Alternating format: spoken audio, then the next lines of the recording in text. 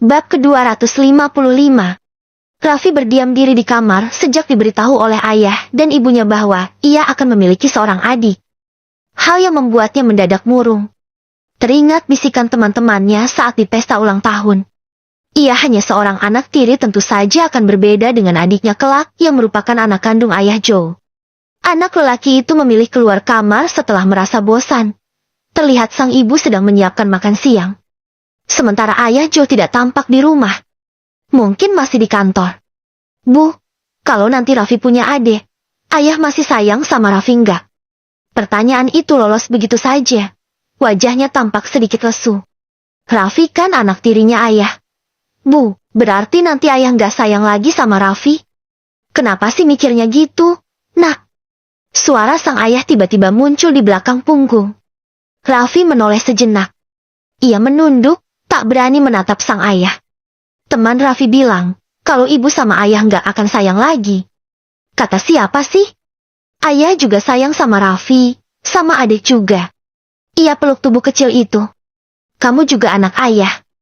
Entah mengapa bujukan kecil itu mampu meluluhkan hati Raffi. Ia memeluk dengan erat. Bersyukur dalam hati memiliki Joe sebagai pengganti ayah. Sebulan berlalu sejak penculikan. Perlahan kelopak mata Iren terbuka secara perlahan saat indera penciumannya menangkap aroma lezat. Ketika meraba pembaringan di samping, kosong. Tak ada Joe yang biasanya memeluk di pagi hari. Sayang, panggilnya dengan suara serak. Ia mengubah posisi berbaring jadi duduk bersandar. Memeluk selimut tebal di dadanya. Perbedaan besar pada kehamilan ini dengan sebelumnya benar-benar dirasakan Iren. Ia jadi sangat manja dan gampang mengantuk. Bahkan untuk menjalankan syarat subuh tadi, Joe harus membasuh wajahnya dengan air barulah ia terbangun, dan selepas syarat malah ketiduran lagi. Aromanya enak sekali. Gumam wanita itu. Perlahan turun dari tempat tidur dan masuk ke kamar mandi, lalu kemudian keluar kamar. Dari sana ia bisa mendengar suara peralatan memasak yang saling beradu. Joe pasti ada di sana dan sedang membuat sarapan. Sudut bibir Iren mengembangkan senyum saat mendapati sang suami sedang berkutat di dapur dengan celemek melingkar di pinggang. Sejak kehamilan anak kedua, Joe benar-benar memanjakan dirinya. Melarang melakukan pekerjaan berat dan sangat posesif. Bahkan Joe memasang CCTV di berbagai sudut rumah dan akan memantau di sela-sela jam kerja. Wanita itu mendekat dan melingkarkan tangannya di pinggang sang suami. Menyandarkan kepala di punggung tegap nan kokoh itu. Menyesap segarnya aroma tubuh sang suami. Sudah bangun? Ya, ucap Joe tanpa menoleh. Ia sibuk dengan roti panggang buatannya.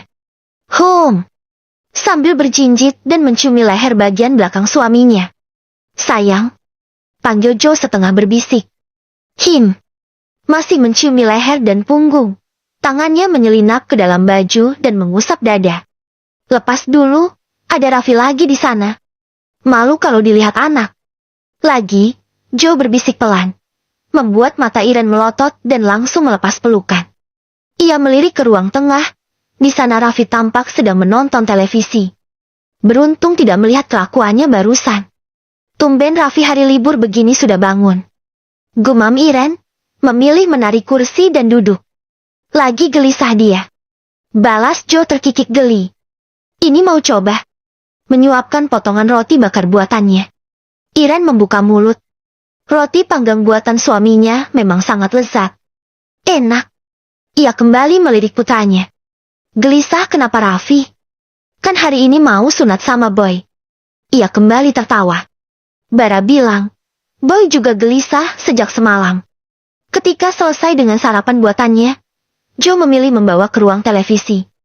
Iren membawa sepiring buah yang sebelumnya telah dibersihkan oleh sang suami. Jagoan ayah kenapa sejak semalam gelisah begini? Joe menjatuhkan tubuhnya tepat di sebelah Raffi. Tangannya mengulur membelai puncak kepala anak lelaki itu. Mikirin sunat. Ya.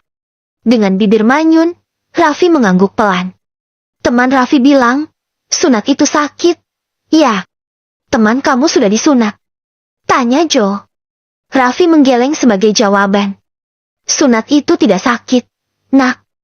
Kan nanti dikasih obat sama dokter biar sunatnya tidak sakit. Memang ayah pernah disunat? Raffi bertanya dengan wajah polos. membuat Joe langsung melirik Irene dengan wajah sedikit merah. Malu. Pernahlah. Jawabnya singkat. Ayah merasa sakit enggak? Enggak, dong. Jawab Joe sedikit ragu. Makanya Raffi jangan takut. Sunat itu enggak ada rasanya. Ayah aja berani sunat sambil main HP. Raffi sedikit bernapas lega. Ya sudah, sekarang habiskan sarapannya dan kita ke rumah sakit. Nanti janjian sama Boy, kan? Iya. Ayah. Joe menggeser susu dan roti bakar untuk Raffi. Membuat Raffi menatap sang ayah penuh kagum. Sebulan lalu, saat mengetahui akan menjadi seorang kakak, ia sempat takut tidak akan disayangi, mengingat posisinya yang hanya seorang anak tiri. Namun, semua pikiran itu akhirnya sirna. Ia menemukan sosok seorang ayah yang sebenarnya dalam diri Joe. Ayah. Iya. Nak. Balas Joe, lalu menyeruput secangkir teh manis. Ayah disunatnya waktu kecil apa udah gede? Pertanyaan itu membuat sepasang mata Joe berkerut. Mendadak teh manis yang baru diseruputnya terasa pahit. Ia tersendak. Pemandangan yang sama terjadi di rumah keluarga Darmawan. Bukan hanya Raffi yang gelisah perkara sunat. Boy pun sama gelisahnya. Sejak semalam Alfian memutar film kartun asal negeri jiran, di mana sang pemeran utama yang merupakan sepasang anak kembar berkepala botak sedang disunat. Hal itu diberikan Alfian untuk mengurangi ketakutan pada putranya. Memang berhasil. Boy sedikit lebih tenang dan tidak begitu takut seperti kemarin. Setidaknya bayangan disunat menggunakan gergaji, kapak, dan golok menghilang dari pikirannya. Berganti menjadi benda kecil yang disebut laser. Papa. Anak lelaki itu memanggil lirih. Teman Boy kemarin cerita. Katanya dia disunat pas usia 3 bulan, terus dia nggak bisa jalan selama 1 tahun. Boy takut nggak bisa jalan juga. Pa. Alfian hampir menyemburkan tawa. Teman kamu kan sunatnya usia 3 bulan, masih bayi makanya nggak bisa jalan. Aileen yang duduk di samping suaminya menahan tawa. Ia sendiri sedang was-was menunggu kelahiran anak keempatnya. Memangnya kenapa anak laki-laki harus sunat? Pah, karena sunat itu adalah perintah agama. Selain itu dilakukan untuk menjaga kesehatan kita, supaya tidak gampang kena serangan penyakit kelamin. Terus kata teman Boy, sunat itu potong titik. Yah. Lagi, Alfian menahan senyum. Aduh, gimana jawabnya? Kalau jawab iya, dia bisa histeris. Alfian memijat kepala sambil melirik Aileen yang masih terdiam di sisinya. Salah menjawab sedikit saja, maka akan timbul masalah besar. Ini nggak enaknya kalau anak sudah 10 tahun baru sunat. Udah agak paham dia. Ia berbisik pelan. Kala itu sebuah kondisi langka tidak memungkinkan bagi Boy untuk menjalani proses pembedahan, sehingga harus menunggu hingga dinyatakan siap.